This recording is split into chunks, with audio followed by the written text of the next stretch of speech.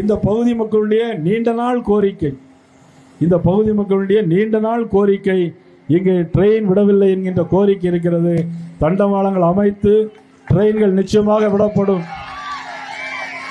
தேசிய ஜனநாயக கூட்டணி ஆட்சி வருகின்ற பொழுது ஏப்ரல் மாதம் 10ஆம் தேதிக்கு அப்புறம் தேர்தல், மே மாதம் 20ஆம் தேதிக்கு மேல் ஆட்சி மாற்றம் உறுதி, புதிய ஆட்சி அமைவது உறுதி, அண்ணன் இபிஎஸ் அவருடைய தலைமையிலே ஆட்சி அமைவது உறுதி, தேசிய ஜனநாயக கட்சி ஆட்சி அமைவது உறுதி.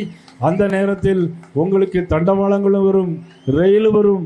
பெரம்பலூரில் இருக்கின்ற எல்லா மக்களும் இந்த 2 தொகுதிகளில் இருக்க மக்கள் தேசிய ஜனநாயக கூட்டணியை வெற்றி பெற செய்ய வேண்டும்.